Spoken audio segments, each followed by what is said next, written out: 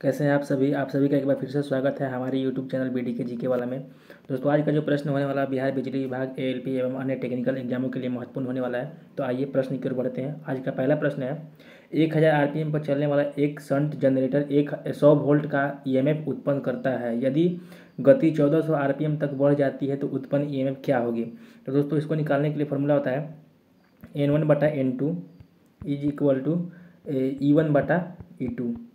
इस पर आप सॉल्व कीजिएगा तो इसका जो सही जवाब हो जाएगा दोस्तों, जो हो जाएगा ऑप्शन नंबर बी 140 वोल्ट हो जाएगा। ऑप्शन नंबर बी जो है इसका सही जवाब हो जाएगा। अगला प्रश्न है दोस्तों, एक शंट जनरेटर 1000 आरपीएम की रफ्तार से चल रहा है। अगर फ्लक्स को आधा कर दिया जाए तो नई रफ्तार क्या होगी। तो दोस्तों, जैसा कि हम लोग जानते हैं तो एन डायरेक्टली प्रोपोर्शनल होता है ई बी बटा फाइव। तो दोस्तों बोल रहा है कि यदि शंट 1000 आरपीएम पर रफ्तार से चल रही है और फ्लक्स को आधा कर दिया जाए, तो दोस्तों फ्लक्स को आधा कर दिया जाए तो गति दोगुना हो जाएगा। ठीक है, तो 1000 आरपीएम तो हो जाएगा 2000 आरपीएम। तो इसका जो सही जवाब हो जाएगा वो हो जाएगा option number A 2000 RPM. Option number A जो है इसका सही जवाब हो जाएगा। अगला प्रश्न है दोस्तों, किसी जनरेटर का खुला सर्किट ईएमएफ 18 वोल्ट है। 30 ओम के लोड प्रतिरोध के साथ इसका टर्मिनल वोल्टेज 15 वोल्ट गिरकर रह जाता है, तो इसका आंतरिक प्रतिरोध क्या होगा। तो दोस्तों, इसका सही जवाब हो जाएगा 6 ओम हो जाएगा। ऑप्शन नंबर ए जो है इसका सही जवाब हो जाएगा। अगला प्रश्न है दोस्तों, उस परिणामित्र का फेरा अनुपात क्या होगा जो 1500 वोल्ट से 30 वोल्ट तक का रूपांतरण करता है, यानी कि 1500 वोल्ट को 30 वोल्ट में रूपांतरण करता है। तो इसका दोस्तों इसका जो फॉर्मूला होता है N1/N2। इस पर आप निकालिएगा, sorry, N1/N2 is equal to E1/E2 होता है। ठीक है, तो E1 का मान है 1500। E1 का मान है 1500, एक सेकेंड, E1 का मान है 1500/30। दोस्तों इसको काटिएगा तो आ जाएगा 3×5 = 15, 50/1 आ जाएगा, यानी कि 50:1 हो जाएगा। ऑप्शन नंबर सी जो है इसका सही जवाब हो जाएगा। ऑप्शन नंबर सी इसका सही जवाब हो जाएगा। अगला प्रश्न है दोस्तों, एक त्रिकला 3 स्टेक चर प्रतिष्ठम स्टेपर मोटर में प्रत्येक रोटर और स्टेटर स्टेक में 20 ध्रुव हैं, तो स्टेप कोण का मान क्या होगा। तो दोस्तों इसका जो सही जवाब हो जाएगा वो हो जाएगा ऑप्शन नंबर डी। इसका सही जवाब हो जाएगा ऑप्शन नंबर डी 18 डिग्री। अगला प्रश्न है दोस्तों, एक प्रतिघात जिसका प्रेरणिक प्रतिघात 40 ओम और एक 220 वोल्ट एसी जनरेटर के टर्मिनल से संयोजित है, प्रतिघात से संबंधित शक्ति की गणना कीजिए। तो दोस्तों इसका सही जवाब हो जाएगा 30 kVAR हो जाएगा। ऑप्शन नंबर बी जो है इसका सही जवाब हो जाएगा। Option number B. अगला प्रश्न है दोस्तों,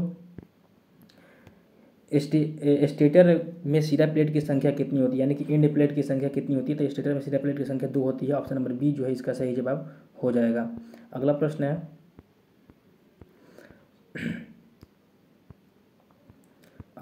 दोस्तों 120 वोल्ट पर कार्य करने वाले डीसी जनरेटर में विरोधी विद्युत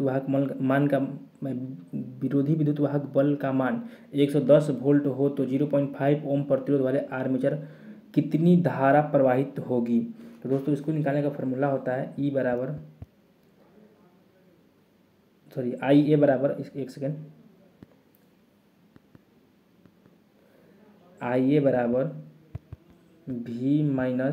V-EB/RA होता है। ठीक है, RA। तो 220 - 210 करेंगे तो हो जाएगा 10/0.5। इसको काटिएगा तो आ जाएगा 20 एम्पियर। ऑप्शन नंबर ए जो है इसका सही जवाब हो जाएगा। इसका, एक सेकेंड, इसका जो है वो ऑप्शन नंबर ए सही हो जाएगा 20 एम्पियर। ठीक है। अगला प्रश्न है, निम्नलिखित में से क्या शाफ्ट को उसकी जगह पर रखता है। तो इसका जो सही जवाब हो जाएगा एंड प्लेट उसको अपनी जगह पर रखता है। एंड प्लेट, ठीक है, एंड प्लेट उसको अपनी जगह पर रखता है। ऑप्शन नंबर ए इसका सही जवाब हो जाएगा। अगला प्रश्न है, एक इकाई ट्रांसफार्मर के लिए उच्च वोल्टता क्या होनी चाहिए। तो इसका जो सही जवाब हो जाएगा दोस्तों वो हो जाएगा आपका ऑप्शन नंबर सी सही हो जाएगा। 24 किलो वोल्ट होना चाहिए, 24 kilo volt. Option number C इसका सही जवाब हो जाएगा। अगला प्रश्न है, वोल्ट मीटर युक्त परिणामित्र के विभव परिणामित्र कहते हैं। विभव परिणामित्र का उनके द्वितीयक का निर्धारण कितना होता है, यानी कि पोटेंशियल ट्रांसफार्मर का सेकेंडरी का मान कितना होता है, तो होता है 110 वोल्ट। ऑप्शन नंबर बी जो है इसका सही जवाब हो जाएगा। अगला प्रश्न है दोस्तों, निम्न में से कौन ट्रांसफार्मर स्थापित करने का एक भाग नहीं। ट्रांसफार्मर में स्थापित करने का एक भाग नहीं है, तो एक्साइटर नहीं होता है, एक्साइटर नहीं होता है। ठीक है। अगला प्रश्न है दोस्तों, 50 kVA से नीचे के छोटे परिणामित्र में कैसा शीतलन प्रयुक्त होता है। तो इसका जो सही जवाब हो जाएगा दोस्तों हो जाएगा ऑप्शन नंबर ए, वायु शीतलन होता है। ऑप्शन नंबर ए जो है इसका सही जवाब हो जाएगा। अगला प्रश्न है दोस्तों, एक ट्रांसफार्मर के प्राथमिक पक्ष पर 200 और द्वितीय पक्ष पर 20 वर्तन यानी कि टर्न है, यदि हम इसकी प्राथमिक सतह पर 200 वोल्ट डीसी लागू करते हैं तो द्वितीयक सतह पर वोल्टेज क्या होगा। तो दोस्तों यहाँ पर डीसी का बात कर दिया जाए तो ट्रांसफार्मर शॉर्ट सर्किट हो जाएगा, इसका secondary winding primary winding short circuit हो जाएगा, तो आउटपुट में 0 वोल्ट आएगा। ऑप्शन नंबर सी जो इसका सही जवाब हो जाएगा। अगला प्रश्न है दोस्तों, ट्रांसफार्मर टेपिंग स्विच किस वाइंडिंग से जुड़ा होता है। तो यह हमेशा सेकेंडरी वाइंडिंग से जुड़ा होता है। ऑप्शन नंबर बी जो है इसका सही जवाब हो जाएगा, ऑप्शन नंबर बी। अगला प्रश्न है दोस्तों, समानांतर प्रचालन के लिए संभव 3 से 3 फेज ट्रांसफार्मर संबंधन कौन सा है। तो दोस्तों इसका जो हो जाएगा delta star. Option number A जो है इसका सही जवाब हो जाएगा डेल्टा स्टार। ठीक है। अगला प्रश्न है दोस्तों, दूसरों की तुलना में बैरी टाइप ट्रांसफार्मर सामान्यतः, तो यह ठंडे और उच्च शक्ति वाले होते हैं। ऑप्शन नंबर ए जो है इसका सही जवाब हो जाएगा, ऑप्शन नंबर ए। अगला प्रश्न है, आदर्श वोल्ट मीटर का आंतरिक प्रतिरोध होना चाहिए, तो वो होना चाहिए अनंत होना चाहिए। ऑप्शन नंबर बी इसका सही जवाब हो जाएगा। अगला प्रश्न है, ईएसडी का अर्थ क्या होता है। तो इसका सही जवाब हो जाएगा electrostatic discharge. Option number D जो है इसका सही जवाब हो जाएगा इलेक्ट्रोस्टैटिक डिस्चार्ज। ठीक है। अगला प्रश्न है, निम्नलिखित में से कौन सा कम रख रखाव वाला मोटर है। तो इसका सही जवाब हो जाएगा इंडक्शन मोटर हो जाएगा। ऑप्शन नंबर डी इसका सही जवाब हो जाएगा इंडक्शन मोटर। अगला प्रश्न है दोस्तों, प्रेरण मोटर में अगर रोटर प्रतिरोध बढ़ता है तो आरंभिक बल घूर्णन यानी कि टॉर्क पर क्या प्रभाव पड़ता है। तो टॉर्क भी बढ़ता है। इसका सही जवाब हो जाएगा ऑप्शन नंबर ए, टॉर्क भी बढ़ता है। अगला प्रश्न है दोस्तों, एक बहुफेजीय प्रेरण मोटर और तुल्यकालिक मोटर के कार्य के संबंध में कौन सा कथन सही है। कथन पहला है, तुल्यकालिक मोटर स्वतः प्रारंभ होती है, तो ये गलत होगा, स्वतः प्रारंभ में नहीं होती है। तुल्यकालिक मोटर शक्ति गुणांक सुधारती है और प्रेरण मोटर कम करती है, तो ये बात सही है। तुल्यकालिक मोटर जो है पावर फैक्टर को सुधारती है और इंडक्शन मोटर पावर फैक्टर को कम करती है। ऑप्शन नंबर बी जो है इसका सही जवाब हो जाएगा, ऑप्शन नंबर बी। अगला प्रश्न है दोस्तों, रोटर के डैश पर पहुंचने पर अपकेंद्रीय स्विच स्टार्टिंग वाइंडिंग को वियोजित कर देता है।